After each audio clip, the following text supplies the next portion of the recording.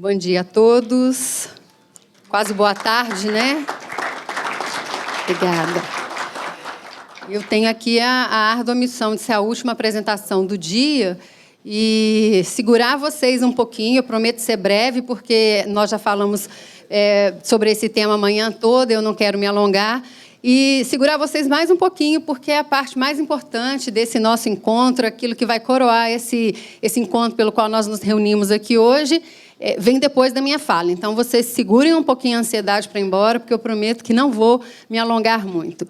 Até porque a gente tem um tema... Vamos ver se está funcionando aqui. Para onde que eu aponto? Para cima. Para cima. Deu, né? Bom, eu tenho um grande diferencial, que eu não sou advogada de formação, como a senhora, professora, né? A senhora também não é advogada. E eu sou consultora de muitos anos no mercado. Então, eu fico muito à vontade para tratar desse assunto, porque desde o advento do Código de Defesa do Consumidor, eu lido com relações de consumo e falar sobre mediação, novos métodos, os métodos alternativos de solução de conflitos. Eu sempre falo com o Eduardo da CSB. E aí, o que a gente tem de novo? E a minha grande angústia é que, nesses encontros, eu gostaria sempre de trazer informações novas, novidades sobre como que outros países têm atuado na mediação, mas, como a própria professora Sônia falou, o Brasil ainda caminha a passos lentos nesse terreno, e a mediação não é uma novidade fora do Brasil, vem sendo aplicada amplamente e realmente não tem novidade no processo. É uma questão muito maior de cultura, da gente se aculturar, tanto empresarialmente como os próprios consumidores, para que a gente possa optar pela mediação, pela conciliação, como uma maneira primeira de se resolver os conflitos, e não como a última opção. Então, eu não vou chover numa olhada aqui com vocês. Alguns conceitos e algumas coisas que nós vamos trazer aqui já foram apresentadas pelos palestrantes anteriores, mas o meu objetivo é que, aos empresários aqui presentes, aos advogados aqui presentes e aos demais representantes, tanto da área de mediação, de conciliação, é que fique esse apelo, e eu já antecipo, né, o final da palestra, eu repito lá no final, a cultura, da gente difundir essa cultura da mediação e da conciliação, evitando a judicialização dos processos, dos conflitos, porque, como a própria professora Sônia falou, os conflitos sempre serão presentes na nossa sociedade de uma maneira geral, até porque eles são ancestrais. Bom, eu vou começar a apresentação contando para vocês uma história, porque, como eu sou consultora, eu tenho o privilégio de conhecer ambos os lados da situação de conflito. Eu conheço o lado do empresário e eu também conheço o lado do consumidor. Então, eu atendo alguns empresários e que, especialmente de shopping center, um dia um deles virou para mim e falou assim: Márcia, o meu grande sonho é acabar com os meus problemas na área empresarial, que são só 2 e seriam muito fáceis de serem eliminados. A administração do shopping center, o dia que eu conseguir acabar com ela, eu estou satisfeito, e os clientes, porque realmente é uma pedra no meu sapato. E aí eu virei para ele e falei assim: e aí, daí para frente, o que você vai fazer? Né? Você acaba com a administração, acaba com seus clientes, mas isso era um desabafo, e esse caso é real, que eu trago para vocês. De um dia eu atendi um cliente pelo telefone, e ele querendo desistir da atividade empresarial dele simplesmente pelo fato dos clientes difíceis. A gente conhece muito bem, quem está no mercado, que não é raro de nós encontrarmos os famosos clientes difíceis. E eles tomam uma proporção muito maior, porque normalmente eles fazem mais barulho, eles são mais questionadores, do que o cliente fácil, o cliente bonzinho, aquele cliente que é mais acessível, que está mais disposto a conversar e até ceder. E ele falou comigo assim: eu não aguento mais lidar com esse tipo de problema, eu não aguento mais lidar com o cliente que nunca está satisfeito. Eu levei a ele a fazer uma série de reflexões do motivo pelo qual esse cliente, ou esses clientes, que a gente dá uma dimensão muito maior a eles, por que eles nos incomodam tanto? Por que, especialmente no varejo e na prestação de serviço, sobressai tanto os problemas que esses clientes chatos ou esses clientes difíceis nos trazem? Via de regra, esses clientes são aqueles que trazem maior chance da gente se aprimorar no nosso próprio negócio, porque é aqueles que têm a coragem de chegar até a gente e apresentar um problema. E, na maioria das vezes, tem fundamento. é pertinente e eu posso aplicar alguma medida corretiva, alguma medida de melhoria no meu negócio em função dessa reclamação que ele me apresenta.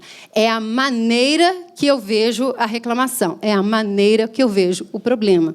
E, na questão dos conflitos, é a mesma coisa, né? Então, E aí ele finalizou a conversa dizendo assim para mim, que ele trabalhava muito duro todos os dias, e é claro que todo empresário que está no mercado trabalha duro todos os dias. Para quê? Para manter, o Vitor já foi embora, mas desde a telecom até o pequeno empresário, ele está conquistando e mantendo clientes, porque é o grande ativo que ele tem para poder se manter no mercado. Então, ele virou para mim e falou assim, e aí o que eu faço? E nós começamos um trabalho, especialmente com esse cliente, no sentido de buscar informações relevantes desses clientes difíceis, que no segmento dele é bem volumoso, e começar a trabalhar melhorias na empresa para que ele pudesse, então, diminuir ou minimizar os problemas apresentados por esses clientes. E aí eu pergunto para vocês, quem é empresário e quem lida com empresário sabe que todos os dias o objetivo qual é? É a gente conquistar, manter e aumentar o nosso portfólio de clientes, porque sem eles a gente não faz nada. É para lá. E eu trouxe, então, algumas reflexões para a gente pensar o seguinte. Nós, como empresários, nós, como advogados ou mediadores, qualquer que seja a nossa relação, quanto profissional liberal ou como empresário, a gente tem uma imagem a zelar, concordam? Então, em que medida que nós, como empresários e como profissionais, de uma maneira geral, estamos preocupados com a nossa imagem? Né?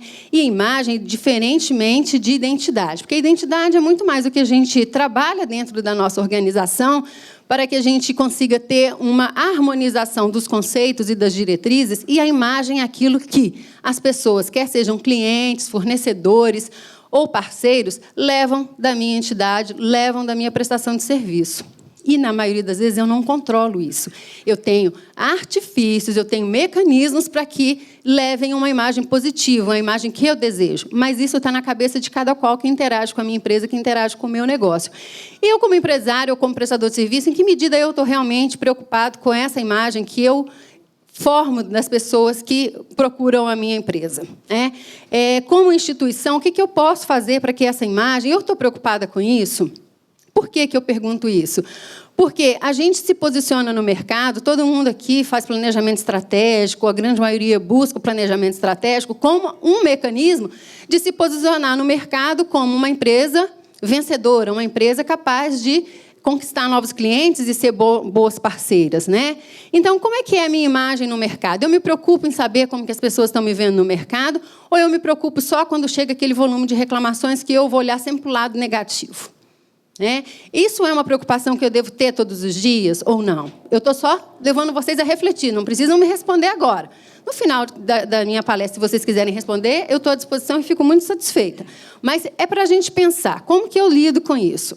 Eu estou preocupado com uma sociedade mais justa? Eu, como empresa, estou preocupado com uma sociedade mais justa? Eu ajo alinhada com aquilo que eu prego? Muitas vezes o planejamento estratégico é uma peça de gaveta que ele é lindo da gente ler. E, muitas vezes, a empresa não leva ele à prática, quer seja na alta direção ou até nos funcionários, que estão ali executando as tarefas mais operacionais. Então, é uma preocupação minha ou não? Ou eu ainda não cheguei a me preocupar com isso? Qual que é a gestão que eu pratico dentro da minha empresa? É uma gestão participativa, colaborativa, ou é aquela gestão de que manda quem pode e obedece quem tem juízo? Isso é importante de eu pensar?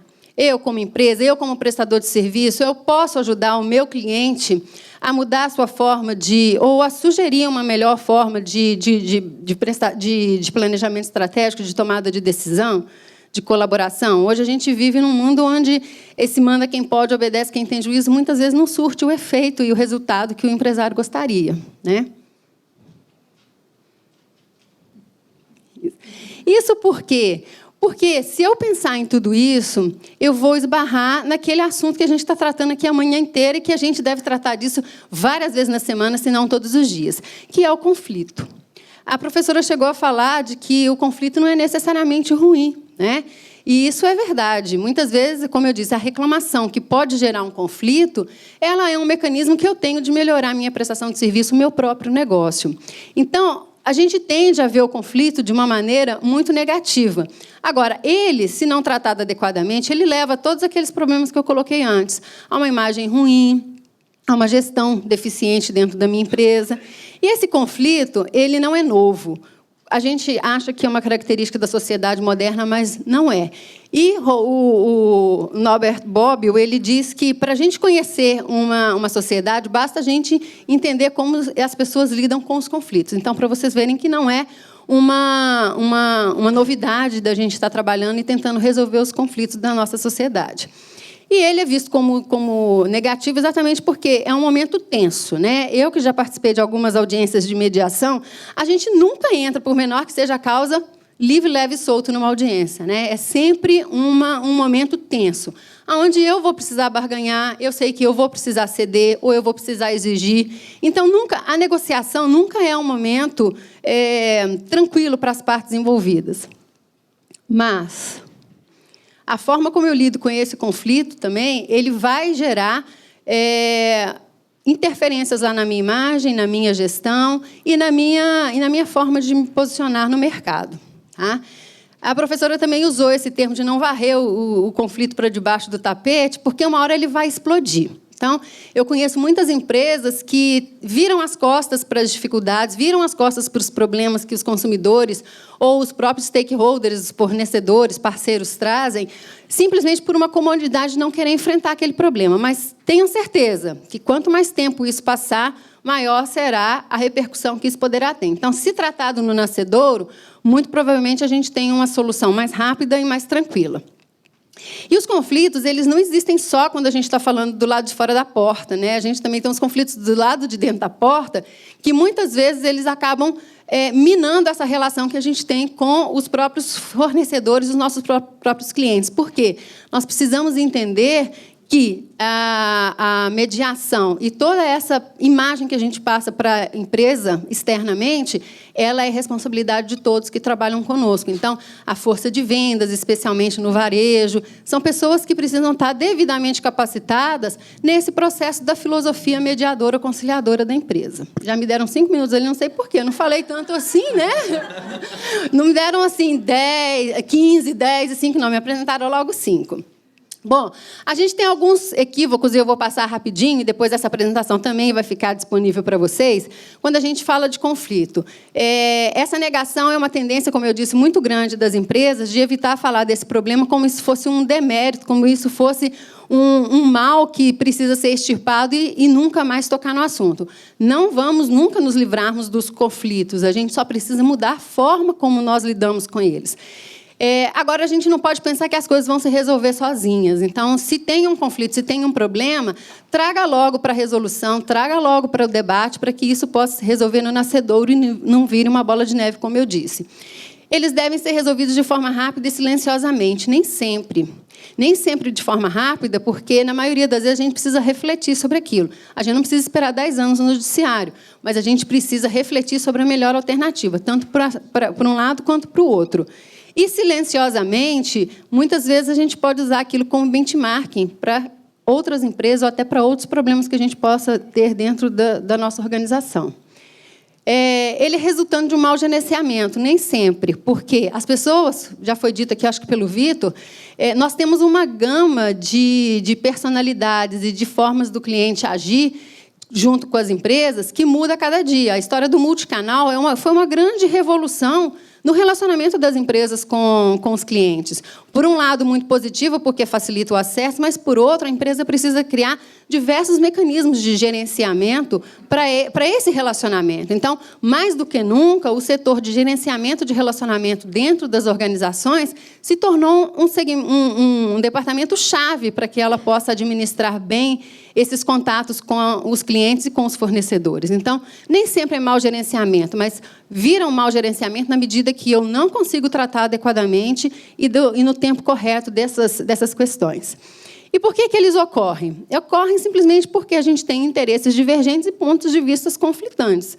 Então, dentro de uma relação, nunca a gente vai concordar 100%. Agora, então, é um problema de situação. Ele possui solução complexa, ele causa grande impacto e é um problema de muitos. né?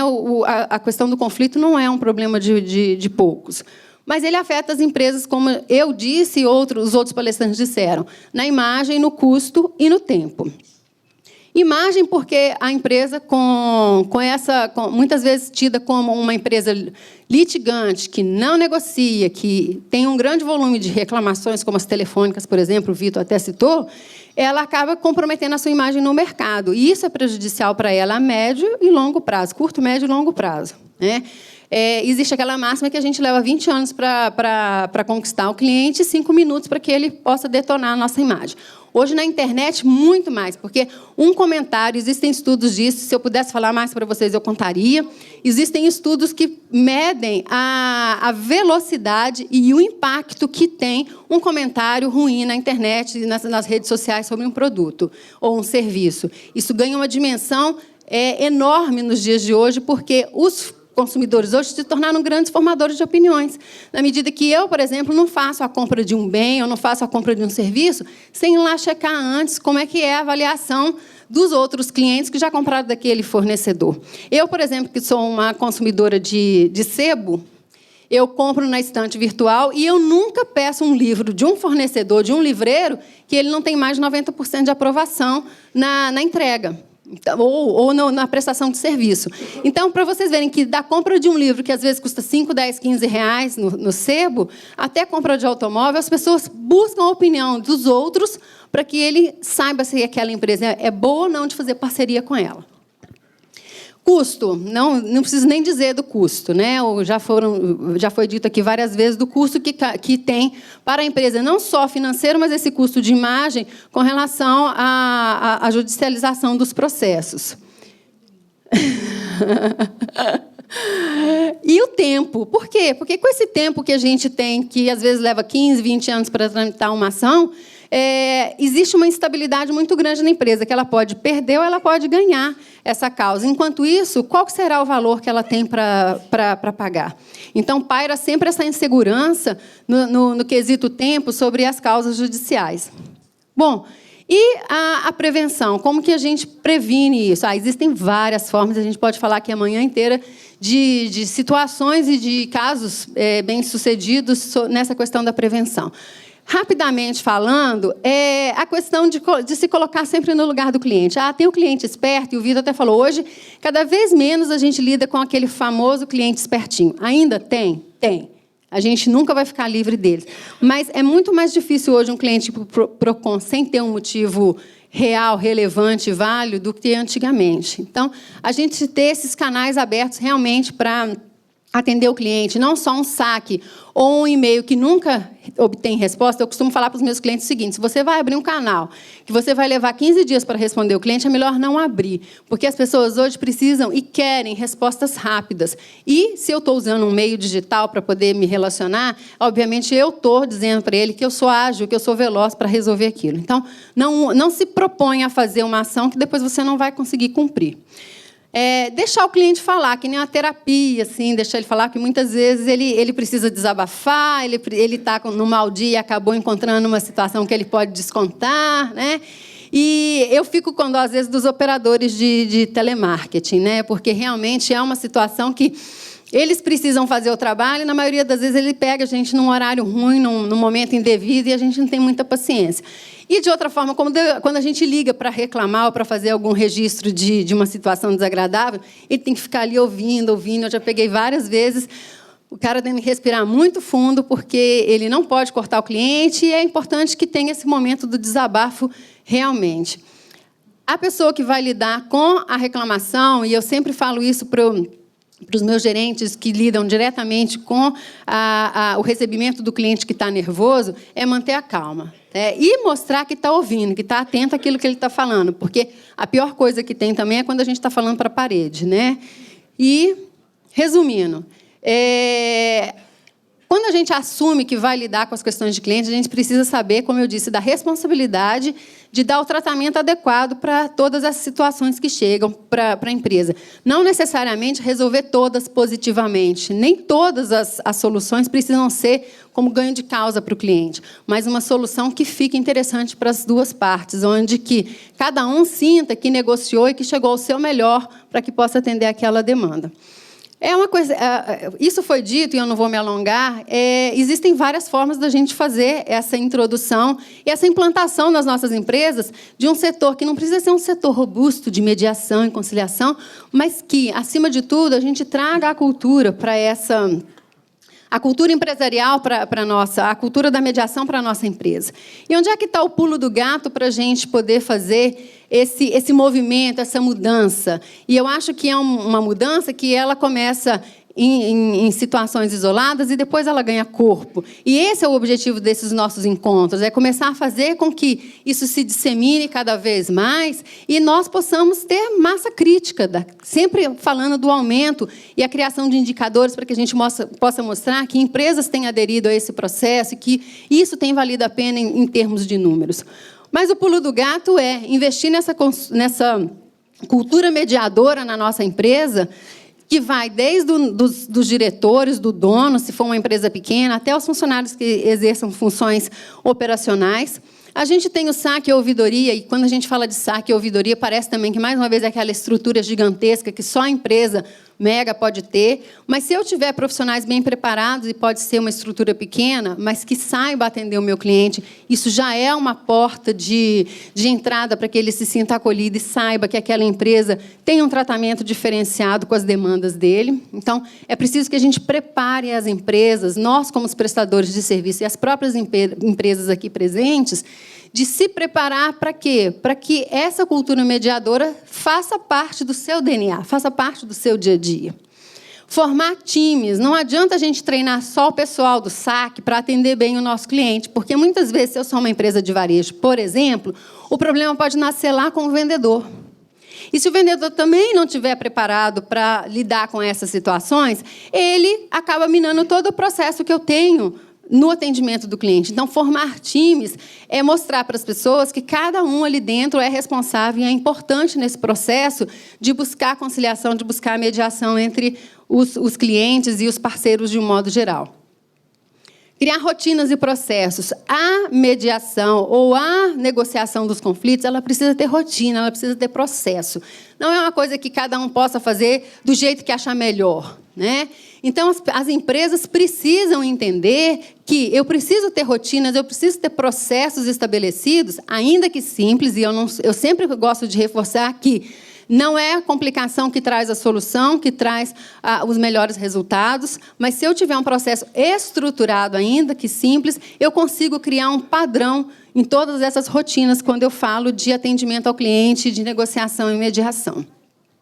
E aferir resultados. É muito importante que, quando a gente se propõe a mudar uma forma de atuação, a mudar uma maneira de se posicionar no mercado, que eu faça a aferição disso. Porque, se eu não tiver o T0, o momento zero, daqui 1 ano, daqui 2 anos, para eu ver como que essa curva se comportou, como que eu vou dizer se valeu a pena ou se não valeu a pena? Ah, Márcia, isso dá trabalho. Não dá trabalho. É só a gente criar, mais uma vez, as rotinas e os processos. Porque, se nós criarmos rotinas e processos, com certeza fica fácil de nós aferirmos os resultados. Porque, sem resultado, como é que a gente pode fazer uma avaliação dos benefícios que nós estamos alcançando com essas atitudes? E aplicar correções. Olha, eu costumo falar que projetos nunca nascem prontos. E nós nunca estaremos com uma situação 100% consolidada. Ela sempre terá mudanças. Então, eu me lembro que, quando a gente fazia o setor de saque lá em 1990, era muito diferente de hoje, porque lá nós não tínhamos ainda as mídias digitais com as quais a gente pudesse se relacionar com o cliente da forma como a gente atua hoje. Então, isso promoveu e tem promovido cada vez mais alterações nessa forma da gente trabalhar dentro dos serviços de atendimento ao cliente. Então, a gente sempre que identificar, e só o monitoramento pode nos trazer esse benefício de aplicarmos as correções nos momentos que elas se fizerem necessárias. E criar os mecanismos de divulgação. Não precisamos ficar tímidos com a história de que nós mudamos a postura. Existe uma maneira muito eficiente, sem que a gente precise fazer a propaganda formal, de mostrar que a nossa maneira de agir com relação ao atendimento ao cliente mudou para melhor e que isso tem trazido excelentes resultados. Nós, brasileiros, e o ser humano de modo geral, a gente funciona muito pela comparação. Então, se a empresa tal está fazendo e está dando resultado, por que eu não posso implementar na minha também? Então, a divulgação não é autopromoção, simplesmente. É que a gente fortalece esse movimento, a gente cria um ambiente mais favorável para que outros também possam aderir. E aí, alguns de vocês, não todos, receberam ou encontraram na cadeira de vocês um envelopinho, né? Alguns devem ter encontrado um envelopinho, uns já abriram, outros ficaram com medo e acabaram não abrindo o envelope. O que será que tem aqui dentro, né? Esse envelope é só o seguinte, para a gente ver qual é o termômetro de algumas pessoas com relação a essa disposição para mediar, para conciliar. Tem sempre, cada envelope tem uma perguntinha diferente, só para a gente pensar o seguinte, diante dessa, não tem certo nem errado, nem sim nem não, mas diante dessa pergunta, como que eu me posicionaria se eu estivesse vivendo uma situação dessas? E esse é um teste até muito legal, que mostra para a gente a nossa disposição pessoal no processo de aderir à mediação e à conciliação. O site onde está esse teste é esse que está aqui na tela. Quem depois, são 12 ou 13 perguntinhas, quem depois quiser entrar lá e ver se tem o perfil mediador, se tem o perfil conciliador, é muito bacana. Vocês entrem lá e façam esse teste. E depois vocês vejam como é que vocês estão aí nessa perguntinha, com essa disposição de vocês para mediar ou para conciliar. E agora, enquanto vocês entram no site, né, vem a melhor parte do evento, que eu deixo essa pergunta para vocês, diante de tudo isso que a gente falou aqui hoje, eu e os meus colegas que falaram anteriormente, né, o que a gente vai fazer agora? Cada um vai sair daqui e voltar para a sua realidade, porque evento é muito assim, né? A gente é imerso num momento diferenciado, depois cada um volta para a sua realidade, e é difícil, às vezes, a gente fazer os links daquilo que a gente ouviu com o nosso dia a dia, né? E fica esse convite da integração nesse movimento, da adesão a esse movimento, que eu vou passar a palavra para o mestre Cerimônias, para a gente chegar, então, nessa última parte do nosso encontro, e eu deixo aqui o meu agradecimento pela presença de vocês e pela paciência em me ouvir esses minutos. Muito obrigada.